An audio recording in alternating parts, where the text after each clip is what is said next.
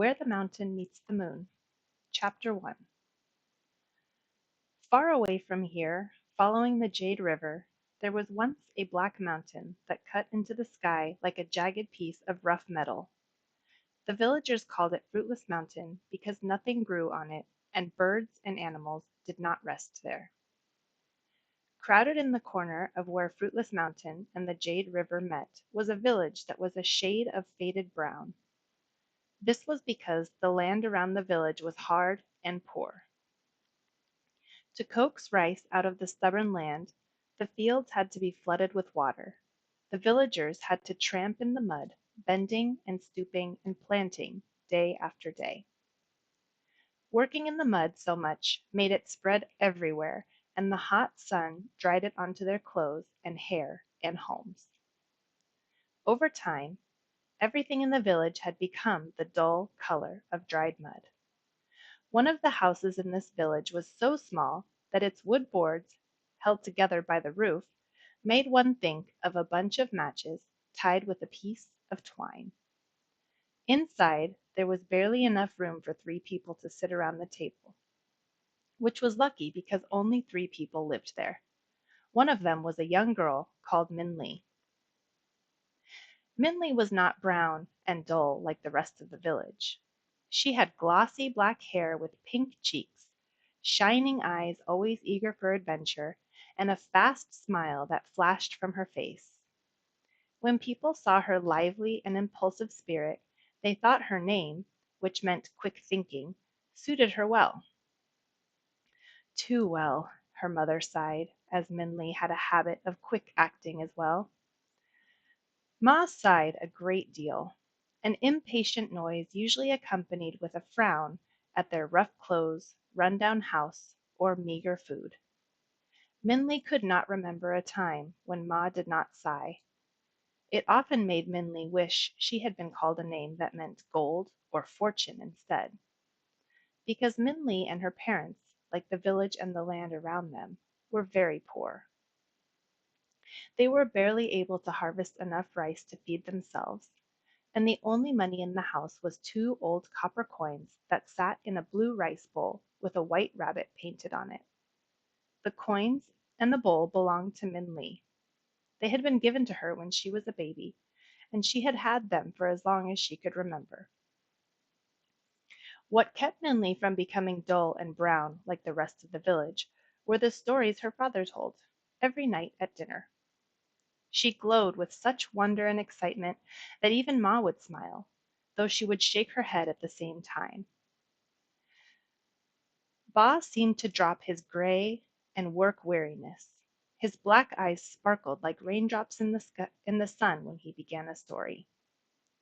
Ba, tell me the story about Fruitless Mountain again, Minli would say as her mother spooned their plain rice into bowls. Tell me again why nothing grows on it. Ah, Minli's father said, you've heard this so many times. You know. Tell me again, Ba, Minli begged, please. Okay, he said, and as he set down his chopsticks, his smile twinkled in a way that Minli loved. The Story of Fruitless Mountain. Once, when there were no rivers on the earth, the Jade Dragon was in charge of clouds. She decided when and where the clouds would rain upon the land, and when they would stop. She was very proud of her power, and of the reverence the people of earth paid her. Jade Dragon had 4 dragon children, Pearl, Yellow, Long, and Black. They were large and strong and good and kind. They helped Jade Dragon with her work, and whenever they flew in the sky she was overwhelmed with love and pride. However, one day, as Jade Dragon ended the rain and moved the clouds away from the land, she overheard some villagers' conversation. Ah, thank goodness the rain is gone, one man said. Yes, another said, I'm so tired of the rain. I'm glad the clouds are gone and the sun is finally shining. Those words filled Jade Dragon with anger. Tired of rain? Glad the clouds were gone? Jade Dragon was indignant. How dare the villagers dishonor her that way? Jade Dragon was so offended that she decided that she would never let it rain again. The people can enjoy their sun forever, Jade Dragon thought resentfully. Of course, that meant despair for the people on Earth. As the sun beat overhead and the rain never came, drought and famine spread over the land. Animals and trees withered and died, and the people begged for rain. But Jade Dragon ignored them. But their suffering did not go unnoticed by Jade Dragon's children. They were horrified at the anguish and misery on Earth. One by one, they went to their mother and pleaded forgiveness for the humans. But even their words did not soften their mother's cold heart. We will never make it rain for the people again, Jade Dragon vowed. Pearl, Yellow, Long, and Black met in secret. We must do something to help the people, Black said. If they do not get water soon, they will all die. Yes, Yellow said, but what can we do? We cannot make it rain. We cannot dishonor Mother with disobedience. Long looked down at the earth. I will sacrifice myself for the people of Earth, he said. I will lie on the land and transform myself into water for them to drink. The others looked at him in astonishment, but one by one they nodded. I will do the same, Yellow said. As will we, Pearl and Black said. So Jade Dragon's children went down to Earth and turned themselves into water, saving the people on the Earth. They became the 4 great rivers of land, stopping the drought and death of all those on Earth. But when Jade Dragon saw what her children had done, she cursed herself for her pride. No longer would her dragon children fly in the air with her or call her mother. Her heart broke in grief and sadness.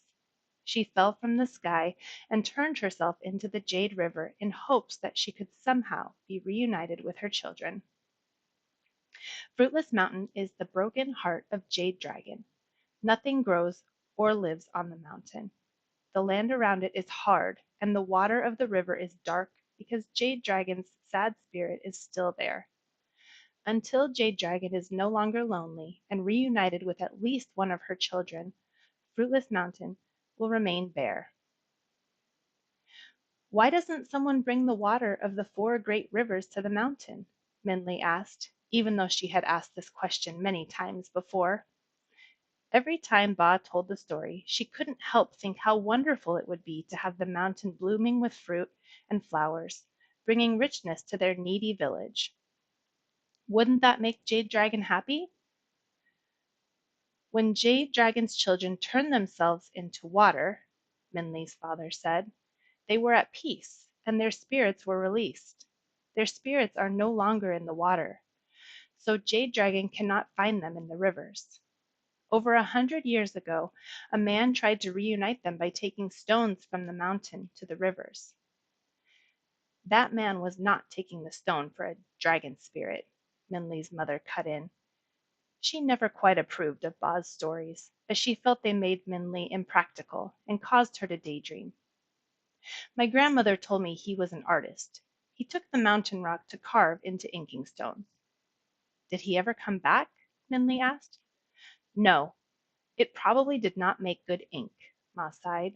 He probably found something finer elsewhere. I bet the bronze on his horse's saddle was more than we will ever have. Ma's sighs made Minli wish that every rock of Fruitless Mountain was gold, and she couldn't help asking, so how will Fruitless Mountain ever grow green again? Ah, her father said, that is a question you will have to ask the Old Man of the Moon. Ooh, tell that story next, Minli begged. Whenever I ask something important, people say, that is a question you will have to ask the Old Man of the Moon. Someday I will ask him. The Old Man of the Moon is another story. Our house is bare, and our rice hardly fills our bowls. But we have plenty of stories, Ma sighed again. What a poor fortune we have. Maybe, Ba said to Minli, glancing at Ma, I should tell you that story tomorrow.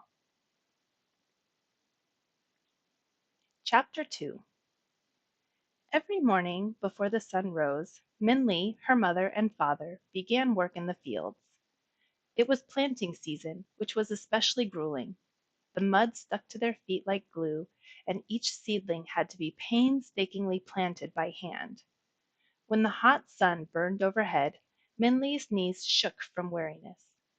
She hated the feeling of thick, soggy mud on her hands and face, and many times she wanted to stop in irritation and exhaustion, but seeing her parents' bent backs patiently working made her swallow her complaints and continue.